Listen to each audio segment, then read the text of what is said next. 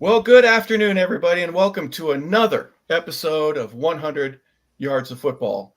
Along with Vincent Turner, Logan Landers, I'm Harper, LeBel. We want to welcome you to the show today. Please like or subscribe. We appreciate it greatly.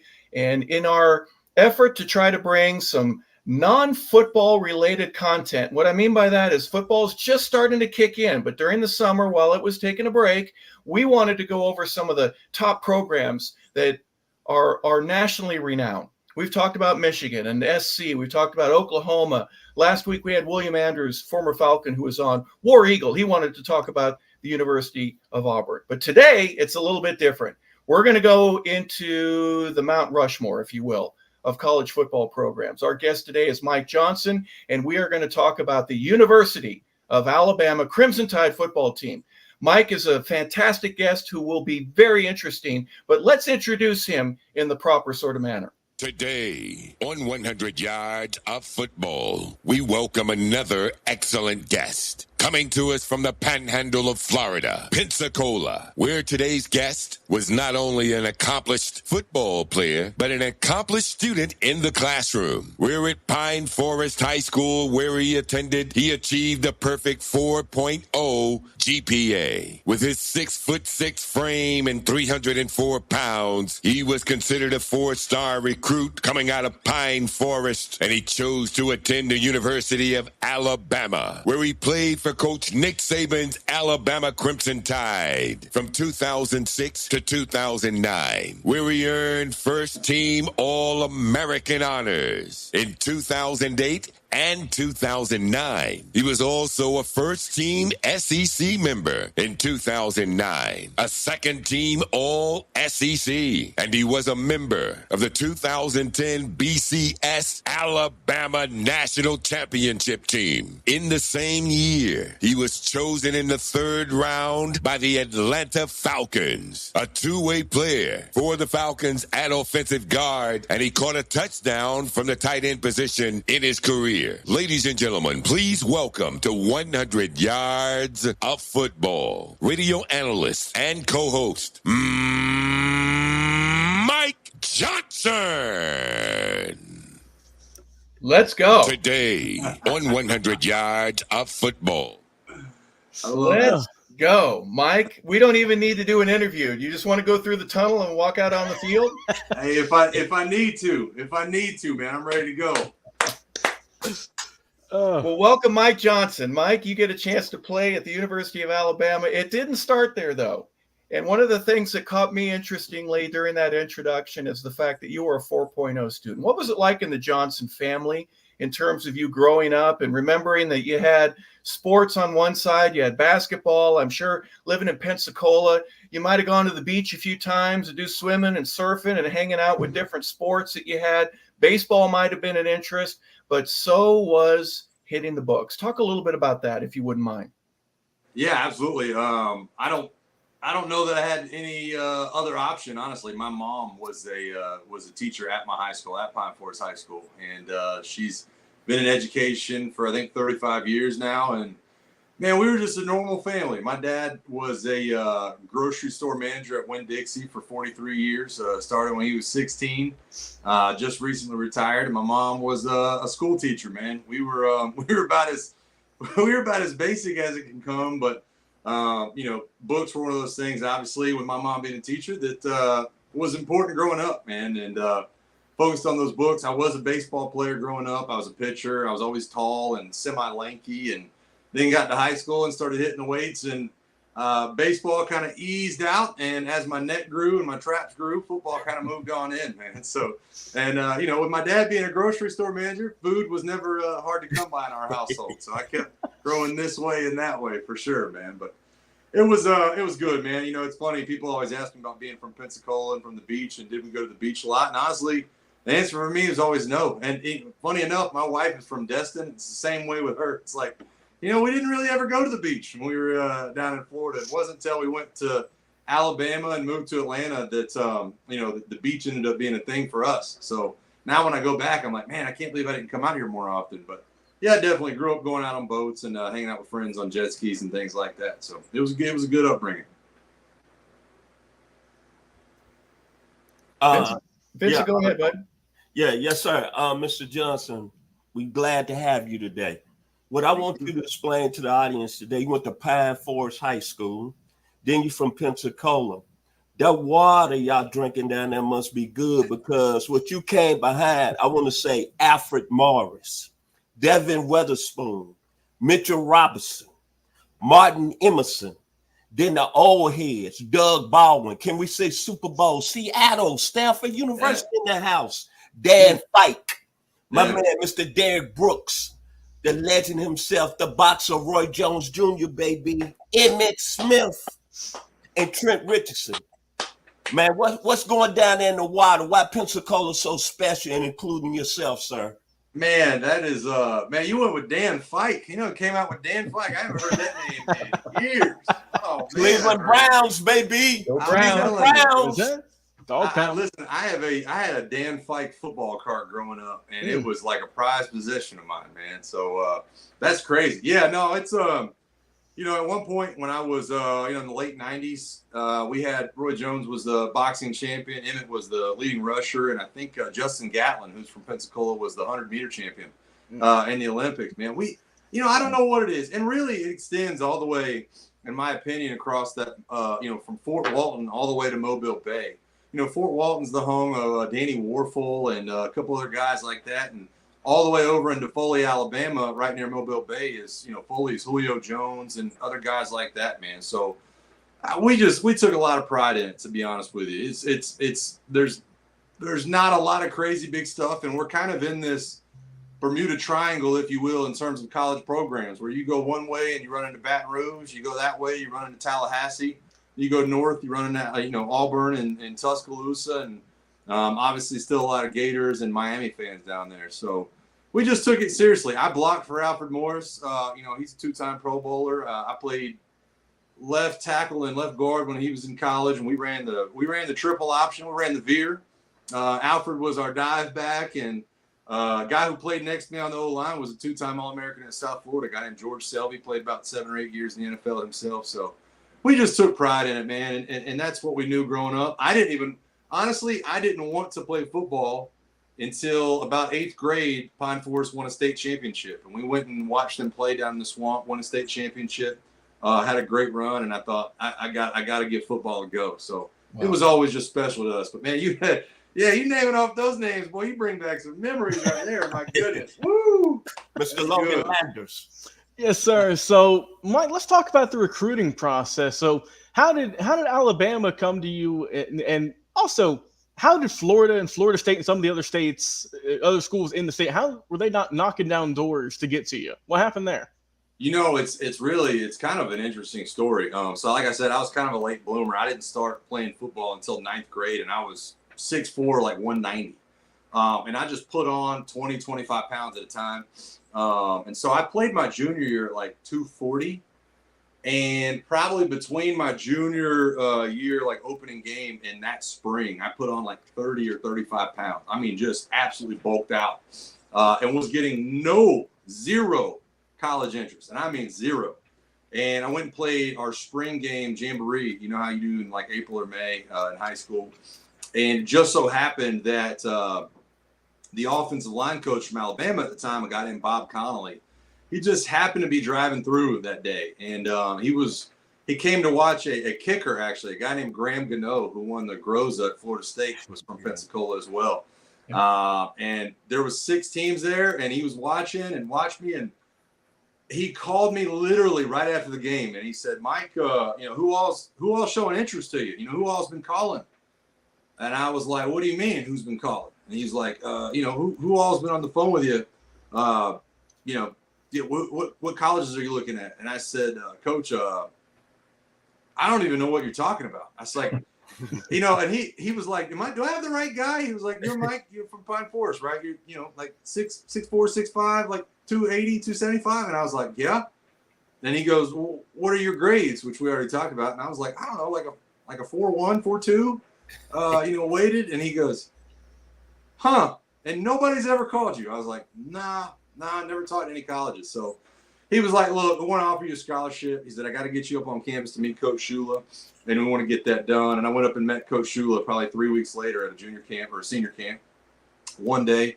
Got offered on the spot. Colleges came calling after that. And it was kind of a weird time in the state of Florida. I talked to Ron Zook at the time, who was at Florida, which was an interesting period, but Wow. he was kind of on his way out. South Florida was just getting started. UCF just getting off the ground, had George O'Leary. Brent Key was actually UCF's offensive line coach at the time. I remember that. So it was just a weird time. And honestly, by the time all that happened, Steve Ensminger's at Auburn.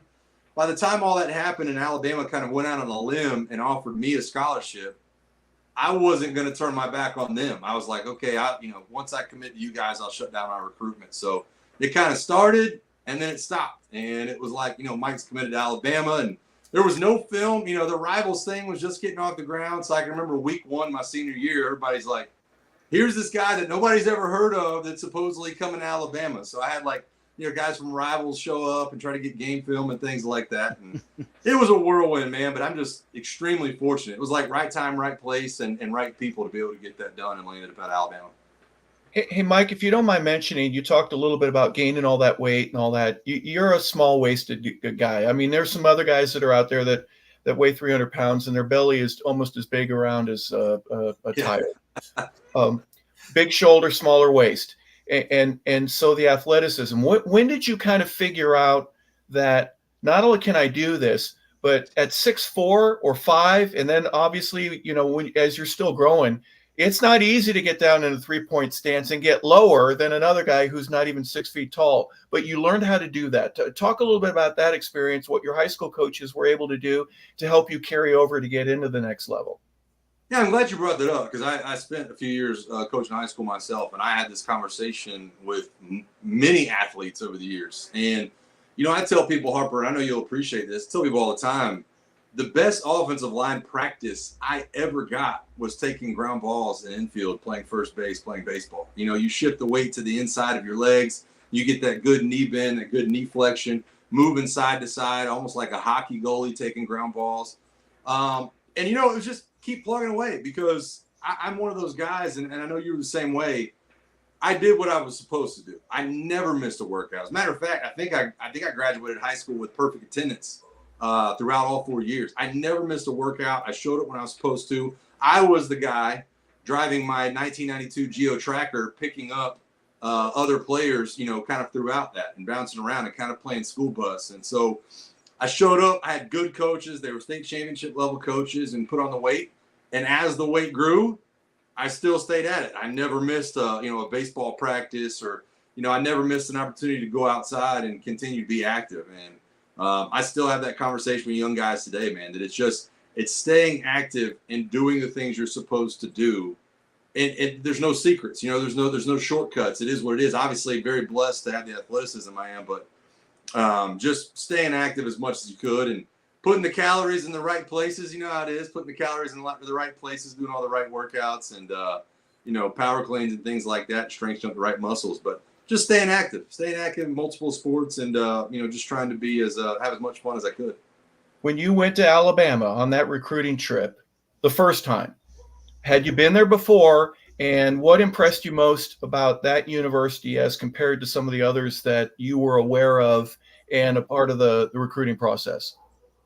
I had never been to Tuscaloosa before. I had been through Tallahassee and then Florida State. I had been to Baton Rouge and been to LSU at that point, one of my first appearance in Tuscaloosa. And it struck me just the passion talking to people. When you're there on a football visit, even during the summer, people are aware of what's going on. There's the recruiting staff, the Bama Bells, the tour guides, everything you went and did, even in the summer. I'm talking about even in May, June, people were aware of who you were, what was going on, why you were there, and the amount of roll tides you'd get just passing through the quad, walking past Denny chimes and where the captains have their handprints and footprints in the ground. And,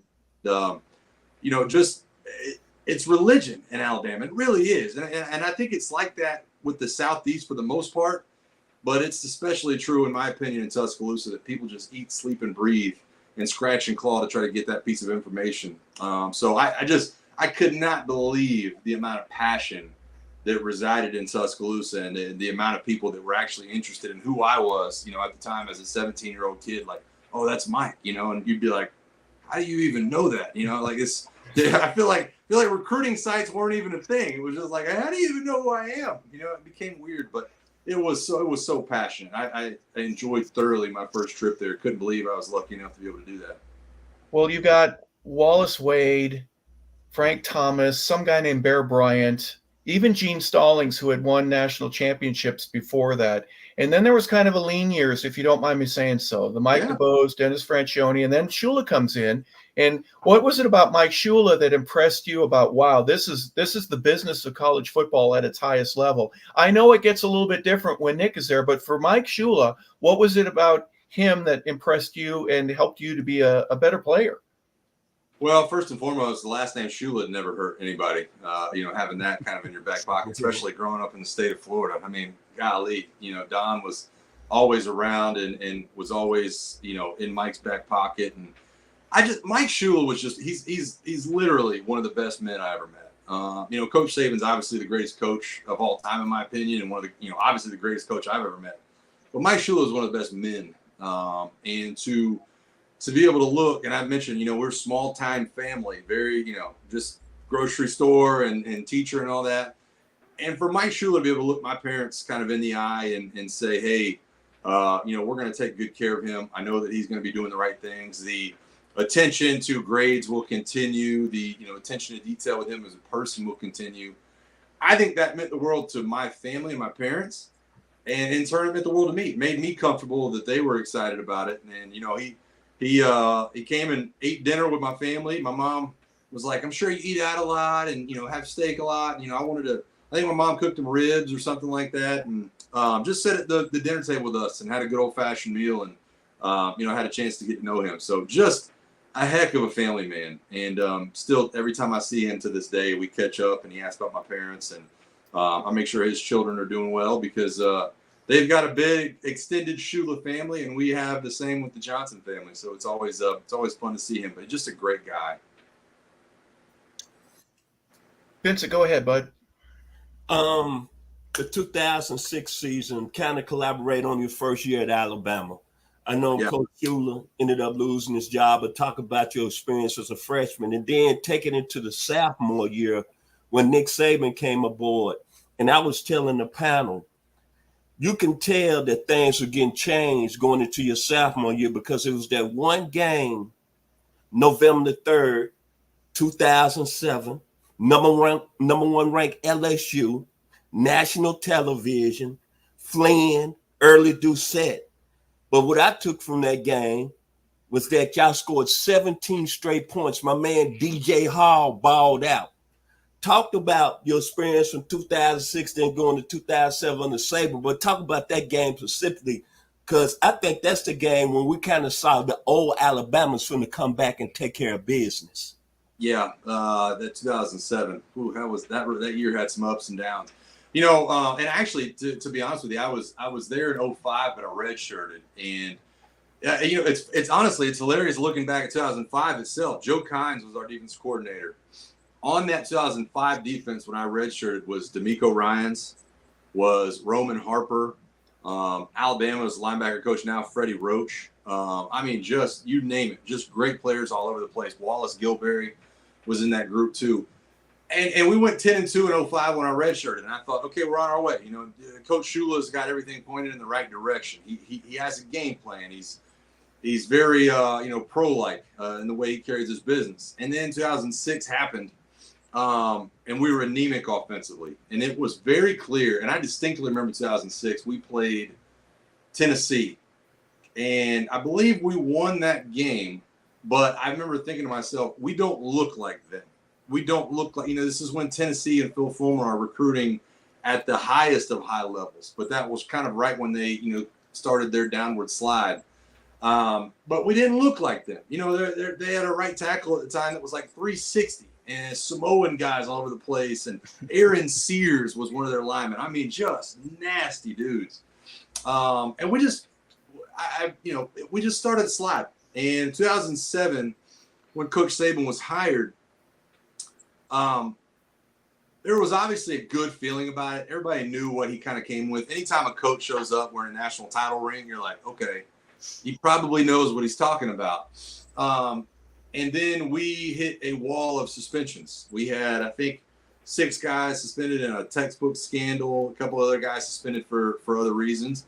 We lost to Louisiana Monroe sometime in that year, Mississippi State. But I remember that 2007 game specifically. And Harper, you'll know this name. Tyson Jackson was a guy I butted heads with against that 2007 LSU game. And man, it was just, it let me kind of know the 2007 LSU Alabama game let me know what we might be capable of. You know, it's one of those things where you have a litmus test, and unfortunately you play up to your opponents when they have that number 1 label kind of in their back pocket. And, you know, Coach Saban always talked about playing to a standard and playing to a level and not playing your opponent. And I don't think the 07 group really understood that. And many times would Coach Saban give the speech after practice and to guys that weren't kind of following things the right way, like, I will replace you when I can replace you. I will get rid of you. And he would say, I'm not going to hurt the team and get rid of all of our best players or our older players, but I will recruit somebody and get rid of that you. will replace you, and I will get rid of you. And sure enough, 2008, offseason rolls around, and we signed what I think, all things considered, might be the greatest class in college football history. When you look at how the NFL careers went with Mark Ingram and Julio Jones and Dante Hightower and Marcel Darius, and the list goes on, Courtney Upshaw and Mark Barron, and I mean, just all these first-round draft picks a year after in 2007 when we did not have a draft pick. And so it was a slow build, but to your point, I think that 07 LSU game, distinctly remember thinking we can be that if we just continue to kind of play to the standard we need to play to. But there were rough days in there. I got to tell you now, we had some rough ones, but man, it just made us all the more hungry moving into my junior and senior year. Then the 2008 season, August 30th, y'all open up against number 9 ranked Clemson, Thunder and Lightning, James Davis and C.J. Spitler. Then they had an all-conference quarterback coming back, Cullen Harper. Y'all came in, I believe, ranked 24, but as you just mentioned, y'all had the outstanding recruiting class. Be honest with us today. Did you think your defense was going to hold them 2 guys to 20 yards that night?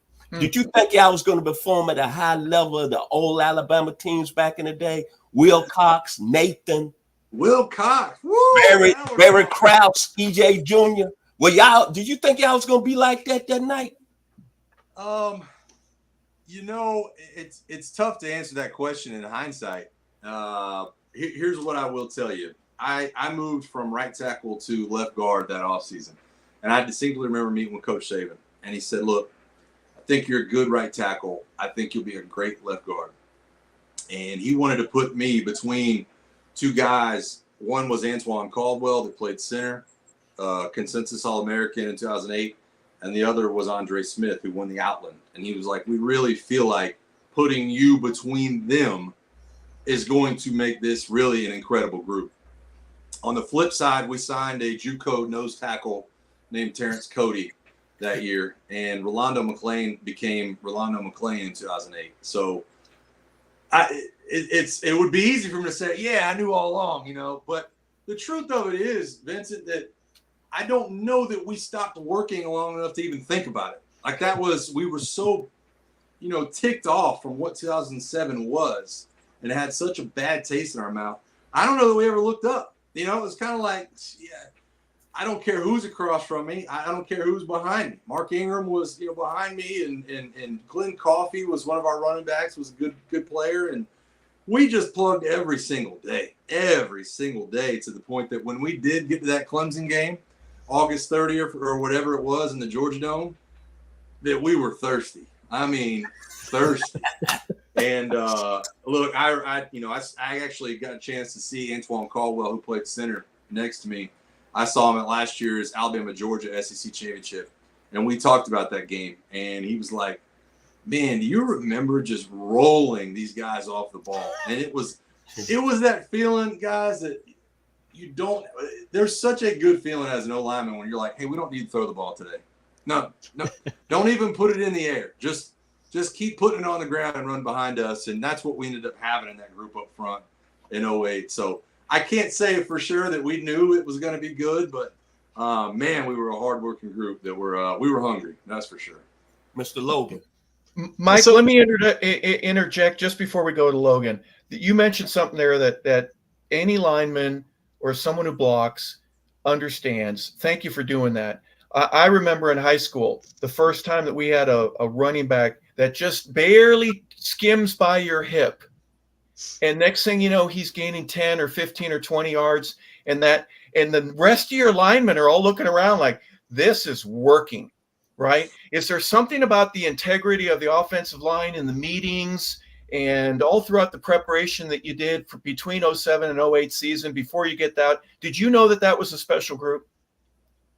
Oh, for sure. No doubt about that. I can answer that question undoubtedly. I think we knew what we had as far as, like I said, Antoine. We actually signed a relatively unknown guard at the time. It was a guy named Barrett Jones that started at right guard for us.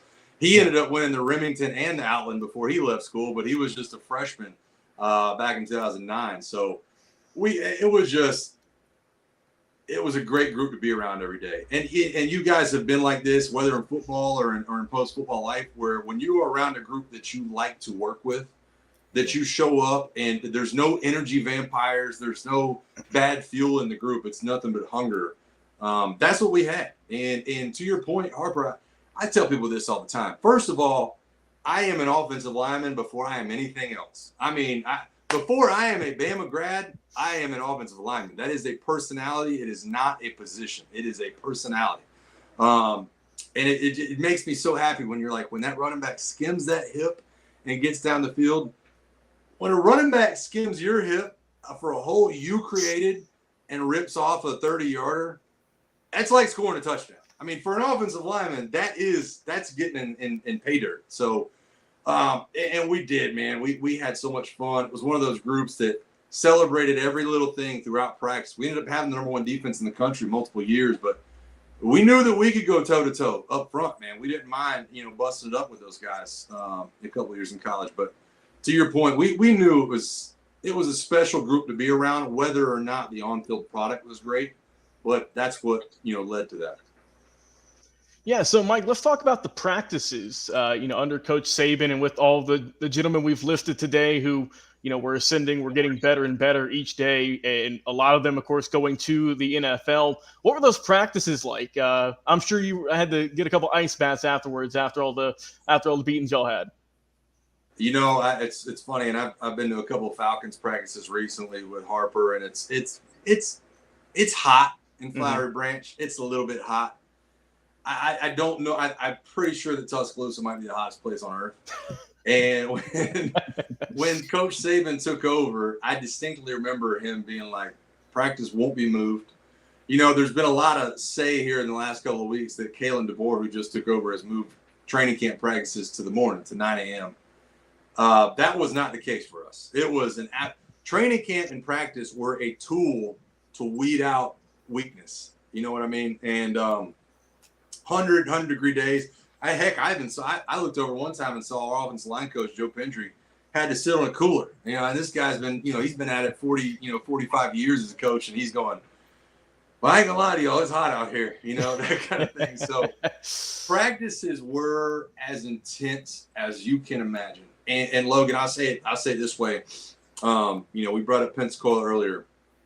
I was out at the national championship game right before that picture was taken, and we won. Myself and Trent Richardson, both from Pensacola. The local Pensacola News runs on the field when the confetti's flying, and the first question is, how did y'all do it? How did you pull it off? Cameras in my face, cameras rolling. Channel 3 Pensacola. How did you guys do it, Mike? And he puts it, and I said, I think we just worked harder than everybody else.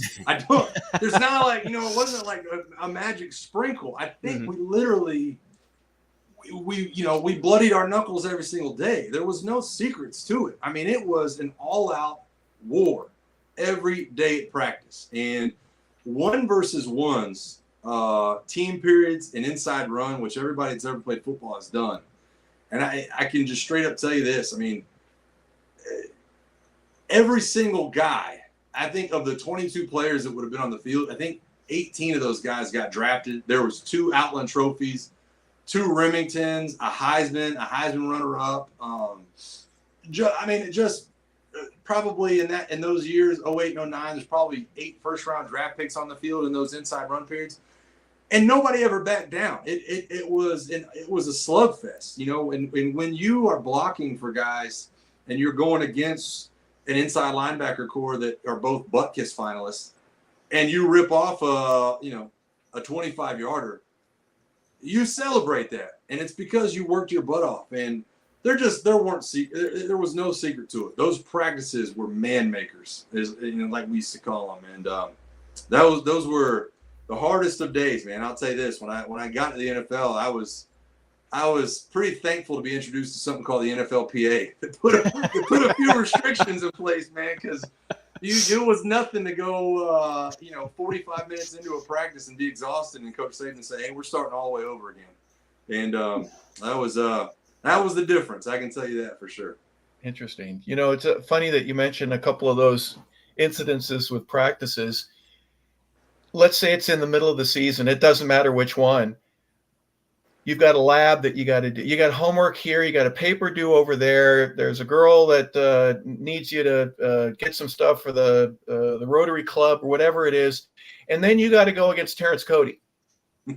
So, you're right. I mean, you've got all these other things going on, but you have to bring your A game. And if you don't, your B game better be pretty doggone good, because then Rolando McClain and some of these other guys are right there with you. Share what that was like in terms of, you mentioned that they were man-maker practices, but you really didn't have a B or a C game available. It was, if your A game wasn't there, you were going to get moved in the depth chart. Fair enough? Yeah, that's absolutely true. And, to the point I was making earlier about Coach Saban saying, when I can replace you, I will. He went and signed an offensive line class even after we were good in 2008 that included a guy named DJ Fluker, who was an 11th overall pick, and a guy named Chance Warmack, who was my backup that year, that ended up being one of the greatest guards in Alabama history, and I believe was the 10th overall pick, right in front of DJ Fluker. So to your point, there were no plays off. I mean, it was looking back on those days and trying to make sure you were prepared and ready. And I took that extra step too, being a leader, being a captain, of making sure that everybody else understood where we were at. When we were allowed to, once in a blue moon, skip out of conditioning, it was never, okay, thank God we're out of conditioning. My message to the rest of the team was always, guys, this means we're going to have to practice twice as hard tomorrow. This means that Coach Saban and Coach Pendry and Jim McElwain and all these guys are going to be twice as ticked off tomorrow if we practice. And we'll never be able to skip out on, conditioning again because they let us out of conditioning today. It was always worried about the next level. What's the next domino to fall into place? If I take this rep off, or if Terrence Cody blows me in the backfield, I will be replaced. It doesn't matter who I am. And it's you bring up the name Terrence Cody, and I brought it up a minute ago. Look, I got the NFL Combine and the Senior Bowl. I went to the Senior Bowl with Terrence Cody. I get to the NFL Combine, and I guess it was Marquise Pouncey, who was the Florida center that we played in the SEC title game back-to-back years in 08 and 09. And he walks up to me and goes, "Hey, Mike, I'm Marquise, and let me ask you something. Hey, how do you block Terrence Cody?" Because he's like, I still have not figured it out. And this, God knows, he'll be one of those guys that's remembered for a long time for playing center, and both those guys, interior linemen. But that's the way it was, and I took pride in going against those guys every day. Lord knows the same thing was happening on the defensive side of the ball. Marcel Darius, who was the number 3 overall pick, was a backup, 4 technique on that team. And just an absolute monster. So the same things were happening on both sides. And when you have the amount of talent, the way Coach Saban was continuing to build it, there were no reps off, no days off, all of the above. Well, the teaching and the technique I think. Hugh Douglas, who you know from 92.9 The Game, and I were having a conversation after a big game that Alabama played just a couple years ago. And there was a defensive lineman, and all three of the tackles, really, if you want to call the nose, he's just another tackle. He's just moved over the center, had this position where they were locked out, and they looked as if they were doing exactly what they do against that sled. Arms locked out, looking through the offensive lineman into the backfield, try to find the ball. The consistency of doing something that you practice and carrying that over into the game. You're is the exact opposite. I got to get underneath this guy and just keep him from making the play. But that consistency, I'm sure that's something that Nick and McElwain and everybody else that you worked with there just beat into you, is we've got to do it right in walkthrough and in practice, in team, and then out on the field in warm-up, and then during the game. And it all carried over. There was a method to the madness, right? Yeah, there was. And look, I credit my offensive line coach was Joe Pendry. And God knows, I don't know where my life would be without him. Joe Pendry was a guy who played football at West Virginia under Bobby Bowden. He ended up having to bow out with a medical release and became the freshman head coach at West Virginia under Bobby Bowden. When Bobby Bowden left West Virginia for Florida State, he asked Joe Pendry to come with him to be the offensive coordinator. But because Joe's family was having health issues, he had to stay back in West Virginia.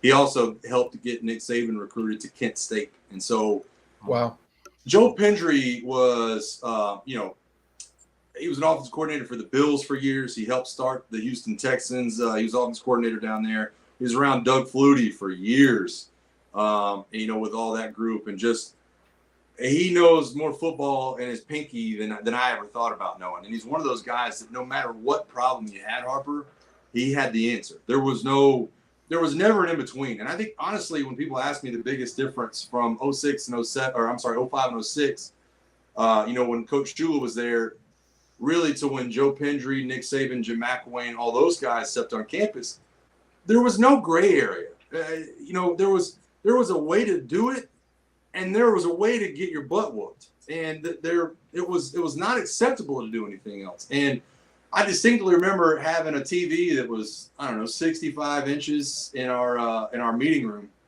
And Joe Pendry, he's slightly older at that time. He's in his, I think, mid-80s now. But Joe Pendry walked in and day one asked for a projector screen and a 200-inch projector. And he was like, I can't see the foot placement and the hand placement that I want to be able to see on this TV screen. I want something giant. I want it the size of the wall. And sure enough, he would take that little laser pointer out on the cowboy, and he'd point at, that first step and gaining 6 inches on your zone step and, getting your second foot in the ground and making sure you always play with balance and passing off twist games and plus, placement of your front side hand on zone. And, rarely ever an offensive line play is it perfect. But boy, when it is beautiful, right? And you would always have those plays where the running back's hitting their head on the goalpost and you would pause it at a certain point and you go, man, that's clinic film. So like I said, no gray area with Coach Saban and all those guys, no gray area whatsoever. There was one way to do things and there was a way that would get your butt whooped. And, boy, I can't tell you, it would take hours to chop up film and to break it down because every single guy along the line of scrimmage, you pause it and run it back and pause it. He'd ask you what you did wrong. You'd tell him and he'd say, do it right the next time. So. Yeah, there's a certain magic that a player gets, in my opinion, where you understand what we're doing, why we're doing it, the methodology. When it starts to work and you understand why it works, it's not smooth sailing at all, but it takes you to a different level, at least in my opinion. That's the way that I say it. When it works, that allows everybody to proceed to the next level. We'll get into the next level if you don't mind. Let's go into that 2009 year because you were a national champion, excuse me. But the end of 08, you're 10-0 and you finish 10-2. You come to the Georgia Dome, you lose to Florida, you lose to Utah in the bowl game. What happened during that offseason that got everybody a little ornery to where you said, we're never going to let that happen again? Well, you said it. I mean, we lose to Florida and lose to Utah after an undefeated regular season. And look, we we went into the Florida game. I think we were number one at the time, 12-0. Florida had lost to Ole Miss in 2008. That was the Tebow speech where he was, nobody will work harder, nobody will ever do, what I'm going to do. And listen, 2008, Tim Tebow was incredible, right? I mean, his entire college career. And to watch that play out in front of you with that team that Florida had, and kind of, you watch them go through it and you lose to Florida. And it was, listen, I think we pulled ahead at the end of the third quarter, and it was a slugfest. And we played our game. They played their game. We were playing with a true freshman, Julio Jones. And we go to play Utah, and our left tackle got suspended. Our Outland Trophy winning left tackle got suspended before the Utah game. And Coach Saban came up to me and he said, "Mike, you're going to have to play left tackle during this game." And when I told y'all kind of how that was constructed, right? It was a, All-American center and an Outland Trophy winning left tackle, and me in the middle. I, obviously had my own honors. And so when you start to deconstruct that, you started to deconstruct the identity of our team. So after the Florida game's over, we lose, our left tackle suspended. He's going to go out early. He's going to the NFL. He was a top 10 pick. And then I moved to left tackle. I want to say maybe the 8th or 9th play against Utah in the Sugar Bowl, I got hurt. I got rolled up. I rolled up an ankle, high ankle sprain, out for the game. And that was our identity, running the ball behind us three and having Glenn Coffey in the backfield. We didn't have the passing attack to really be able to overcome Brian Johnson and the Utah Utes and Kyle Winningham and everything else they had. I mean, Paul Kruger was the defensive end I would have been going against. He played for the Browns for however many years. Koa Misi was their outside linebacker that I would have been going against. He's a Dolphins second-round pick and played for a number of years. So that was a debacle. The real slap in the face, though, Harper, probably comes about a week after the Sugar Bowl when we're watching Florida play Oklahoma and Sam Bradford. And Florida wins the national title, and they win it pretty handily going away. And the only thing you can think of at that point are the what ifs, right? Man, we went 7-6 last year. If we would have just been able to score one more touchdown, if I hadn't missed that one block in the SEC title game, we could have been in those shoes. We could have been the ones. I think it was the Orange Bowl that year. So that was motivation. I mean, you move all the way through that 2008 season, and the posters are on everybody's locker of Utah, hosting the Sugar Bowl trophy, and Tim Tebow kissing the crystal ball, and there's all these mosaics in the locker room and quotes from the opposing team and quotes from the opposing player, and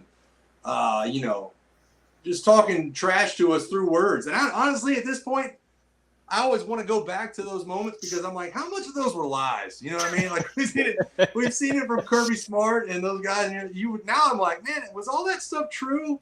But it didn't matter at the time, right? It didn't matter how much of it was true and how much of it was false because it made us angry and made us scratch and claw that much more. And truth be told, our All-American center, Antoine Caldwell, and our Outland winning left trophy, Outland Trophy winning left tackle, Andre Smith, they were gone. That identity we had created was poof, it had left. Our running back was Glenn Coffey. He went to the draft. So we had a lot of things to kind of take care of that offseason moving into 2009. And hunger was a bigger deal than we ever imagined it would be. But, man, we were more ticked off than ever. I don't know if we were more talented, but we were definitely more ticked off than we had ever been before. Vincent, go ahead, bud. The 2009 season, the national championship game against Texas. Y'all rolled that night. And what I really want to put a smile on my face today, I wanted to ask you, and I thought about this question all night. What was it like blocking that Texas defense with Earl Thomas, Lamar Houston, but most of all, the Acho brothers? Dogs. Sergio Kendall, Blake Gideon, absolute dogs. And, I got a chance to catch up with Lamar Houston later on. We played in the Senior Bowl with each other. And people would ask me who's the most talented player you blocked all year. Scouts asked that. And I'd say, probably Lamar Houston. It was either him or Harper, Corey Peters, who was a Kentucky grad that I got drafted to the Falcons with. And I ran into Lamar at one point in the Senior Bowl week, and Lamar was like, "Hey, man, I just want you to know, a bunch of people have been asking me who's the hardest guy that you had to go against, and I've been saying you." And I said, "That's good, because I've been saying you all week too, so I guess they've been getting all the same answers." Man, they were unbelievable. Will Muschamp was the defense coordinator. I want to say that they were number one ranked defense in the country going into that game. To be honest with you, they hit us with a left hook out of the gate. We knew that they would be ready for the run game. They ran a very similar scheme that we ran. They were, a 3-4 style defense, zero nose, wreak havoc, slide the front. Sergio Kendall was just incredible. Roderick McElroy, like you said, both the Acho brothers. But there was a point where we were kind of being, I don't want to say cute, but we had a little more fluff to the game plan at the beginning of the game than we probably wanted to. And Jim McElwain was our OC. He talks, and Coach Pendry comes over and he says, "Hey, I just got off the headset with Coach McElwain. What do you guys say we just go run the football?" And we were like, "Yeah, that sounds good. I don't need to see any more of the screens and the tunnel screens and the quick play action passes and things like that. Let's just go run the football." And it's funny, I was talking a minute ago about how anytime that running back slides off your hip and gets those 30 yards, it's like scoring a touchdown. And there was a point, and Harper, you kind of touched on this a minute ago, when it starts to click, why guys are doing certain things, right? You kind of move, you start to look at defenses and you start to understand why your offense is reacting the way you are and why they're sliding the front. And there's a point at some point in the second quarter. It might be my favorite play in my college career. We're going against an under front, I believe it was, and we call it an inside zone. And I've got the forward technique on our left tackle. He slides in, gets a little tighter. And I was looking at it going, that's funny. I haven't seen that all day. Well, then McElroy, I believe, or whoever was playing that left inside linebacker spot, he kind of bumps out a little bit. And you're like, I'm kind of looking around, diagnosing the front. I start to see the safety. Blake Gideon's kind of rolling up, and he's kind of rolling up to the weak side. And I was like, oh, they're about to run, they're about to run the stun off the edge here. They're about to bring blitz. And we had a perfect play call. And I looked at our left tackle and I said, hey, they're twisting. They're twisting. I said, watch it, they're twisting. And Emmanuel Acho, or actually it was Sam Acho, slices across my face. And I mean, I buried him. Absolutely buried him. Our left tackle waited till the middle linebacker blitzed on the outside, walls him off. The safety comes up to cover the flat, and Trent Richardson takes off for about 60 and scores a touchdown. And you want to talk about really a Super Bowl of a moment for an offensive lineman. I watched the TV broadcast, and Kirk Herbstreit circles me and goes, "Watch the left guard right here. Bury Sam Acho on this play when he crosses his face." And that was, you want to talk about every ounce of preparation you ever had for your entire life, building up to one moment and understanding what you're seeing and understanding that you're playing football at the highest level of college. And you're playing a Jim McElwain, who would be a Florida head coach, against a Will Muschamp defense, who would be a Florida head coach the next year. And you're looking at it going, this is pretty incredible that I get a chance to do this. And so that defense, man, there was a point in time where I could have named every single starter for Texas defense in that game and probably all the backups. They were that good. But man, just an electric game to be able to play in. I think about that game all the time. Place like the Rose Bowl. Guys, I got to go out to the coin toss at the Rose Bowl, and it was Keith Jackson did the coin toss. Oh, wow. Man. Wow. Keith Jackson goes, "Gentlemen, they call this place the hallowed grounds. Good luck." And I was like, that is Keith Jackson. I don't care what else happens today. Yep. That's Keith Jackson. That was really cool. So just all those cool moments, man. But God, you bringing up those names, McElroy, Kendall, Houston, Achos, those were some good football players, boy. Hey, Mike, did Keith Jackson call you a 6'6", 310-pounder from Pensacola, Florida? Did he give you any of those? I wish. Oh Yeah. Lord, I wish. Man. I've got listen, man. I've got some icon. I've been around some icons in the sports media business. Yep. I've had beers with Ron Jaworski and John Gruden and Mike Ditka, and I've had drinks with Herb Street and whoever else, man. But golly, laying eyes on Keith Jackson at the 50-yard line at the Rose Bowl was something I will never ever forget. One thing, Keith Jackson, a lot of people don't know. I'm gonna say it today. Did you know he's from Carrollton, Georgia? I did not know that. Mm-hmm. Wow. Yeah, he's from Carrollton, Georgia. That's unbelievable. I had no idea. Mr. Johnson. He lived in Sherman Oaks as well, where Right. I'm from. Yep. And we had Dick Enberg, Vin Scully, Keith Jackson, that all lived in a very similar part of Los Angeles growing up. And, Wow. with Bob Miller. So, I mean, he is a icon of college football. Just for you, did you get to shake his hand before the coin flip, or at least, put your hand on his shoulder? Hey, thank you, man. You're amazing. You're the bomb. I did. I shook his hand after the coin flip. Love it. And Yeah. I've been fortunate enough to shake hands with multiple presidents and some great people, man. But I don't know that I've ever been. I've been starstruck. That's probably 3 times my whole life, and he is definitely one of them. I'll tell you that. That's for sure. Amen. When your career ends at Alabama, and you look what all you done, you was All-American. How does it feel you playing offensive line to be mentioned with some of all the other great offensive linemen that played at Alabama? John Hanna, Chris Samuels, Jim Bunch, Sylvester Croom, Dwight Stevenson, Billy Neighbors, and Cecil Dowdy. How do you feel being mentioned those names, Mr. Johnson?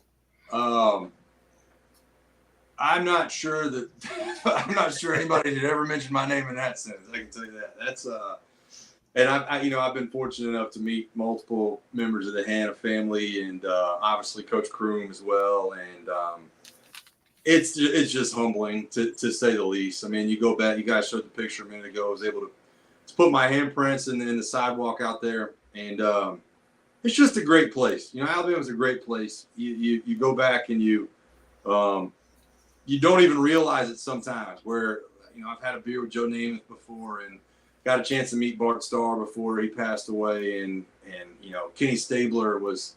I'll never forget my dad telling a story of Kenny Stabler. My dad had beers out in Pasadena before the national title game, and Kenny Stabler's like, "Man, your son's a hell of a player." And my dad was like, "You talking about my kid?" Me? Nate Stabler knows my kid.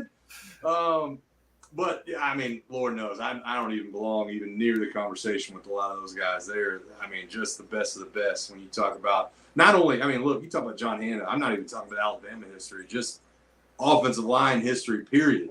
Might be the best one to ever do it. So Chris Samuels was, he's a guy who used to look at his Outland trophy in the complex and go, "Man, what an incredible player that is." And I ended up playing with 2 different Outland Trophy winners before it was all said and done. Wow. But Chris Samuels is a legend as well, man. So just humbled to be able to even line up on the same field as all those guys. Logan? Yeah, so Mike, once your career at Alabama wraps up, of course, you're going out on top with that national championship. What was it like hearing your name called, knowing that you're going to be drafted to the National Football League?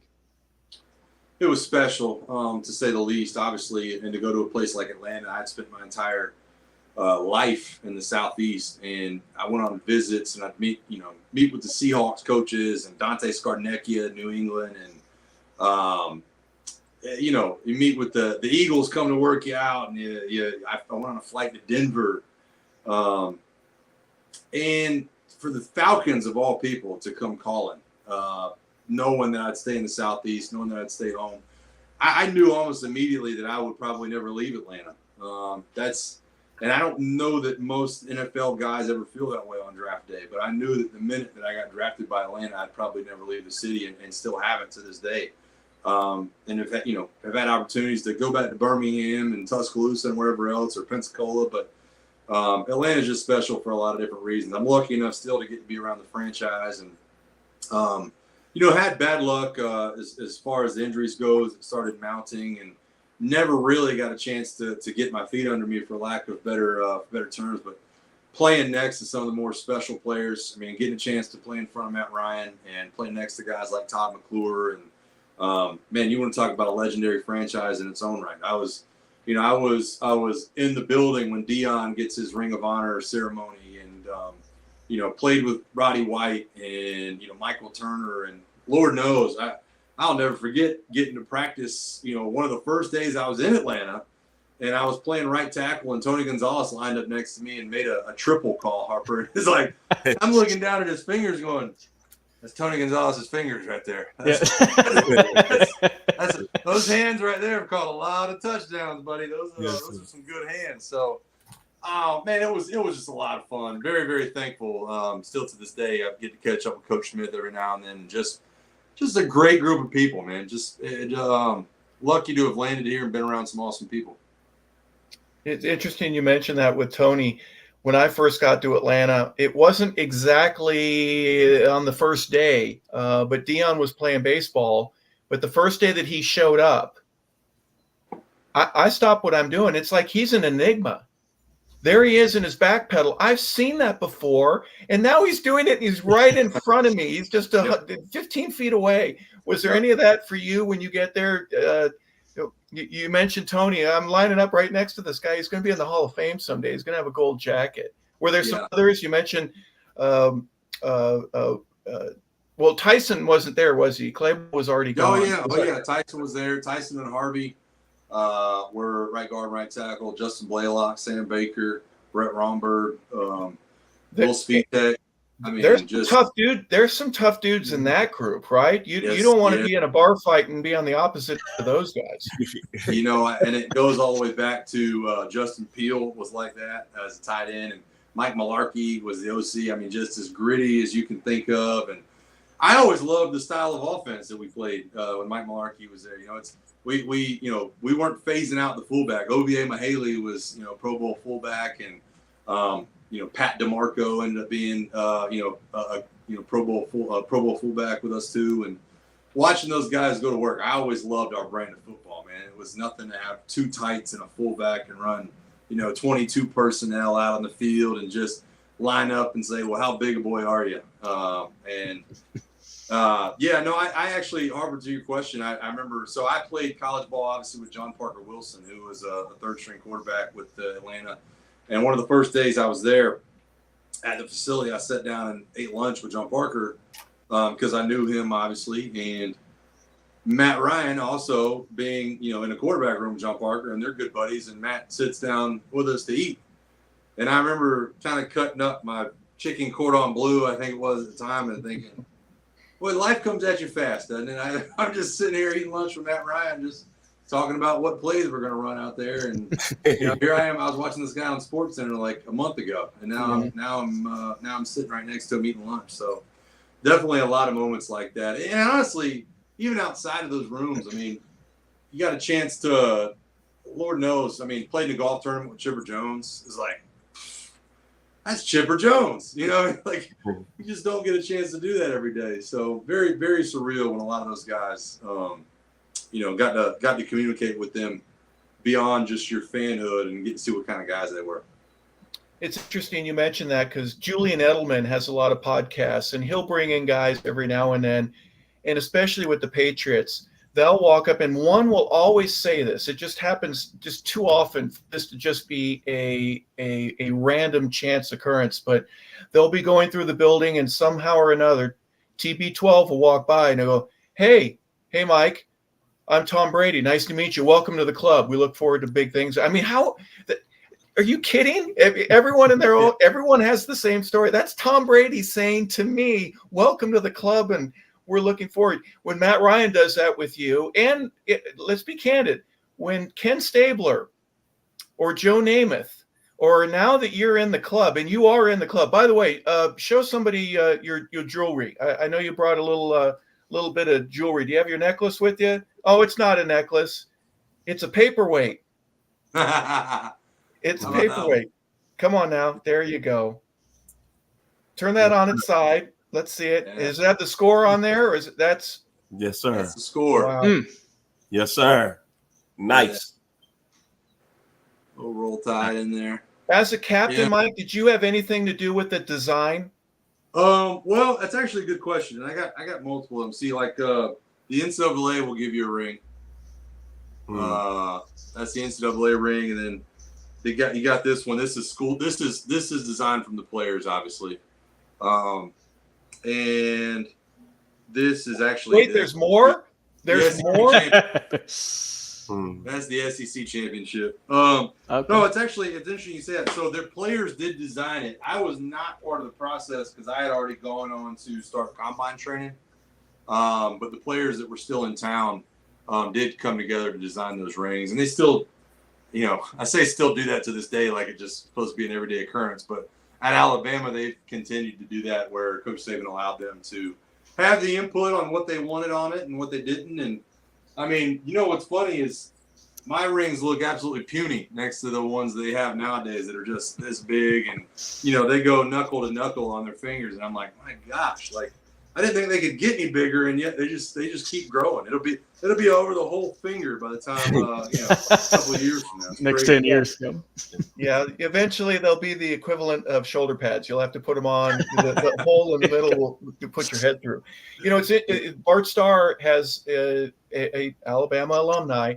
His first Super Bowl ring, it almost is unimpressive, Right? except for the one diamond in it. It just is world champion Green Bay Packers. I think it has the score of the game. But that one, it's simple. The design is awesome, and everybody that you get a chance to, and you get to go to quite a bit of alumni experiences, don't you? They're going to bring your team back every 10 or 20 years. They're going to celebrate all that. You're in the club, Mike. It's an amazing thing, and it's one of the more prestigious clubs to be in terms of Alabama, the national championships, and all the people that you've mentioned that you get a chance to shake hands with. You pinch yourself every now and then, go, I can't believe that working out a little bit harder in high school and being in a spring game where I get noticed has led to all this. It really is incredible. And you showing the picture right now, I got a chance to give the jersey to President Obama. And I mean, look, I mentioned earlier, I've met two presidents. Jimmy Carter came into the Falcons locker room when I was there. He actually held my hand and gave us a pregame prayer. I mean, I'm sitting there,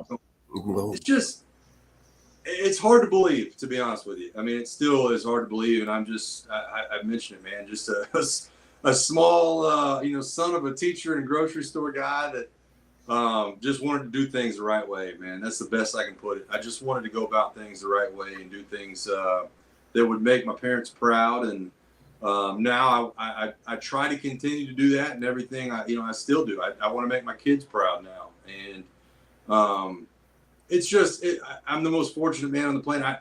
I get a call every day, to do a production meeting call with the radio station or whatever else I've got going on. And they say, Mike, how you doing? And I literally answer every day, I'm living the dream. And it's because I absolutely feel that way, man. Just absolutely LTD, living the dream every single day, and pinch myself. And, my son, I had this helmet down the other day. My son put my helmet on. He turns 4 this weekend, and he doesn't really get it yet. But I think it's just only going to get even better and better. I'll pinch myself more and more getting to take him to Falcons games and Bama games, and getting a chance for him to see that side of it. So it really is, man. Just the most blessed guy on the planet, it feels like. My final question of the day. I know you work for 92.9. You really around the Falcons. I'm going to keep it real today. How good the Falcons are going to be this year, man? Are they going to win in NFC South? And my second question, your impressions of the gentleman out of Florida, the left-handed Mr. Michael Penix Jr. Yeah. Well, first of all, I think Michael Penix is great. One of the things we focused on last week, Harper and doing the pre and post and watching him at practice, I wanted to see his feet. This guy, and I love it, but Michael Penix played behind an offensive line that won the Joe Moore Award last year. And, when you're playing in the Pac-12, pass rush is not something you're going to see a ton. I've wanted to see his level of comfortability in the pocket, his ability to move around, how quickly his feet move. Does he have the Drew Brees kind of bounce to his toes, where he's pointing and firing? listen, 3 weeks into training camp, he's passed all those tests. I don't think there's any doubt about it. He looks the part, and I'm excited to see kind of how he grows. Here's the nature of the beast with Michael Penix. I hope I don't see him this year, and I hope I don't see him next year. You know what I mean? Yeah. So, to answer your question about the Falcons, look, they're going 17-0. Love the confidence. Look, man, I think there's a lot of positives going on with that team. There's some defensive questions. Who's going to start at corner? Who's going to rush the passer? How will they generate a pass rush? I think they'll be a lot more stout against the run this year than they have been in years past. And I think Kirk Cousins gives you an ability to win games that you didn't have in the past. So I'm high on them. I've been kind of calling for 10-7. I think they have a tougher schedule than most people realize. I mean, you got the Chiefs, the Eagles, the Cowboys. You open up with the Steelers. I think it's going to be a tough game. So they are not a complete team. They're not one of these teams that you have a superstar at every position. But I think they have a gritty group. I think they're going to see more production offensively from guys like Kyle Pitts that haven't hit their stride just yet. So I think they're going to shock a lot of people. Probably win a game or two that they shouldn't. But maybe in the NFL, you know how it is. You'll probably lose one that you shouldn't lose either. So I'm calling for 10-7, winning the South, and hopefully get into that playoff picture. Yeah, and we will see what happens. And Mike, my final question is: what advice do you have for any of the young players out there wanting to get on the O-line and maybe model their game after all the work you did throughout college and into the NFL? Oh man. Well, first of all, is play a lot of different sports. I tell people that all the time. Roddy White was a state champion wrestler before he went to UAB. You can't imagine. And I've been in the high school coaching ranks over here just outside of Marietta, and it just shocked me how many kids are specialized, and going to pitching coaches and having Tommy John when they're 17 and are playing lacrosse, year round. And just, I guess, my biggest advice is don't be in a rush to lock into that one. I didn't play football until I was in 9th grade, and I just happened to be a football player, and I did everything I was asked. And so more so than ever, if you're good, they'll find you. And just be accountable, I guess, is the other piece. And accountability is everything when it comes to football. Do your job, do it well, never back down, and listen to the people that are trying to help you. So that's it. Boy, great advice. Mike, if you don't mind, talk a little bit about how you transitioned from football to be able to talk about it. Yeah. Right. And to be able to open up a whole different avenue with broadcasting at 92.9. Yeah. It's another right time, right place conversation for me, Harper. It's, when I first got out, I would not say no to a broadcasting job, period. Didn't care if it paid pennies, paid with a free meal, or if it was just me showing up and driving somewhere and doing it. I would do anything. I did some work with Brian Finner in Atlanta just for free off the top for about a year over, at 680 The Fan for a little bit. And I would show up, and that led to getting phone calls from Dog Nation and a couple of other outlets, and working with Brandon Adams over at Dog Nation and SEC Country. And that led to a job calling Alliance football games with, for the Birmingham Iron and doing kind of that kind of thing. When I was ready to start a family, I settled down and got my master's degree in education and started coaching. And that was very important to me to have that consistency that, kind of teaching kind of brings on a day-to-day basis when, my wife and I are having young ones. But about 2 years ago, got contacted from Mike Conti and Bo Morgan at the game, and kind of kicking the tires on my interest in getting back into it. And both of them had been a fan of mine when I had been doing work in other places. And just got a chance to show up and record a couple of trial shows, and months go by, and then the phone call rings again while I'm actually teaching a weight training class in a high school. And hey, look, we might have an opening. Do you want to try out for that? And we really like you. And just fortunate, man. I absolutely love the job. I'm a morning person. Waking up and doing mornings and riding in the car with people on their way to work is an absolute blessing. So it's another thing, again, right time, right place, blessed, but also try to work as hard as I can so nobody ever regrets their decision about me. Yeah, I would imagine one of the things, it's not easy, right? You got to stay focused, you got to be energetic and all that. But because you've done so many years of football training on the field, I imagine it's not homework when you're asked to do homework on the Falcons or what's going on in the NFL or collegiately. It's somewhat easy for you. Would I be right in saying that? No, absolutely. And look, now the homework comes in when you ask me, what's the ticket? What's the secret to Yorgos Yakimakis and the Atlanta United?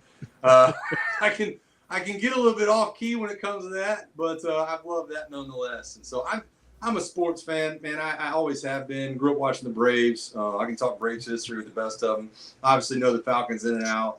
College football is a massive, obviously, passion of mine.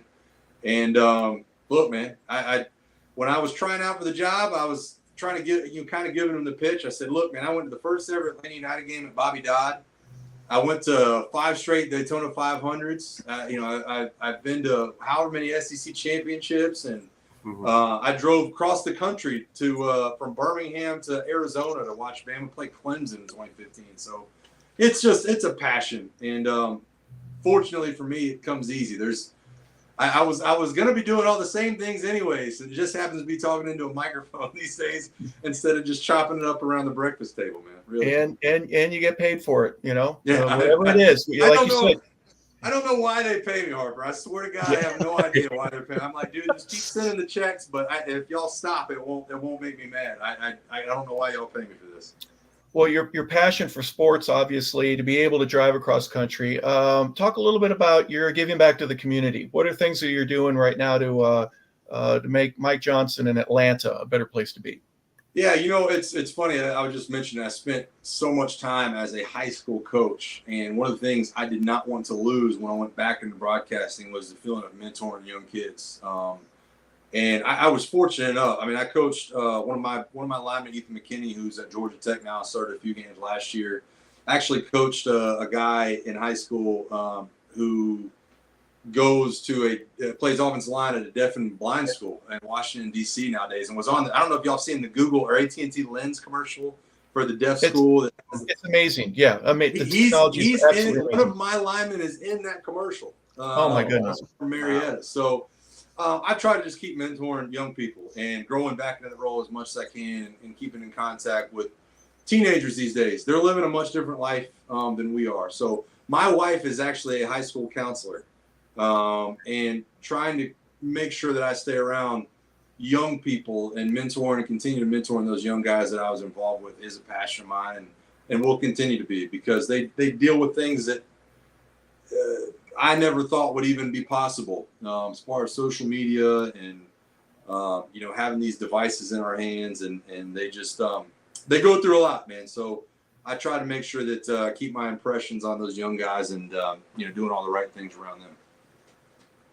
I would imagine your safety factor in that, hey, you can reach out to the world through your phone or device, but the world can also reach into you, and you got to be careful about who you let into your world. That might be a priority. I would imagine that you go over with all these kids as well.